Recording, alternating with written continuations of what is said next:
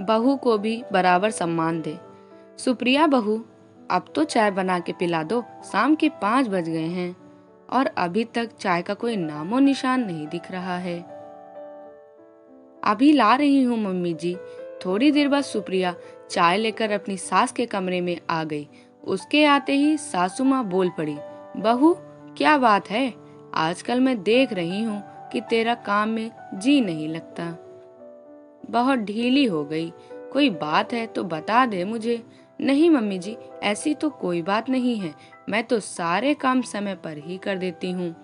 ना बहू, मैं देख रही हूँ सुबह भी तूने नाश्ता बनाने में कितनी देर कर दी। जब तक मैं नहा धोकर तैयार हुई तब तक रसोई में कोई हलचल नहीं थी। मुझे तो लग रहा है कि तेरा मन अब कामकाज में नहीं लग रहा है। तेरे मायके से सब ठीक तो है। मैंने देखा है, जब भी तेरे मायके से कोई परेशानी हो तो तू भी बदल जाती है, फिर तेरे रंग ढंग ससुराल के नहीं रह जाते। ये आप क्या कह रही हैं मम्मी जी? मेरे घर के तो सब ठीक हैं, लेकिन आप अपनी आदतों को कब बदलोगे? क्या मतलब है तेरा सुप्रिया बहू? मैंने ऐसा क्या कर दिया? मम्मी जी, 2 दिन पहले आप पड़ोस के घर में क्या कह रही थी कि मैं कोई काम नहीं करती हूँ, आपको सारे काम करने पड़ते हैं। बच्चों को आपके पास छोड़कर ये टेलीविजन में कसौटी नाटक देखती रहती है। नहीं तो मैंने तो किसी को भी नहीं कहा ये सब। रुको, मैं अभी आई कहकर सुप्रिया पड़ोस के घर में गई और बूढ़ी दादी को बुलाकर लाई। और दादी घर में आते ही बोल पड़ी, क्यों री सुप्रिया की सास, तू मेरी बहू से अपनी बहू की बुराई कर रही थी? तो मैं वहीं तो बैठी हुई थी।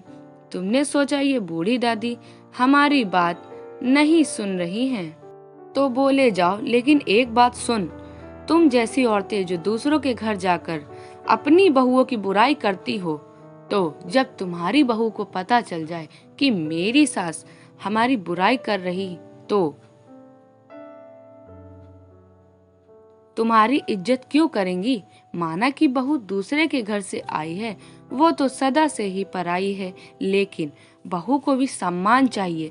यदि तुम सब ऐसे ही उसकी और उसके परिवार वालों की बुराई करते रहोगे तो ये भूल जाओ कि बहू तुम्हारे लिए गरम गरम खाना परोसेगी या इज्जत करेगी। ताली हमेशा दोनों हाथों से बजती है, तो देख लो तुम अपने लिए कैसा व्यवहार चाहती हो, यह तुम पर निर्भर करता है। बूढ़ी दादी बोले ही जा रही थी तो सुप्रिया की सास गर्दन झुकाकर सुन रही थी। उन्हें भी अपनी गलती का एहसास हो गया था कि उन्होंने जो किया गलत किया।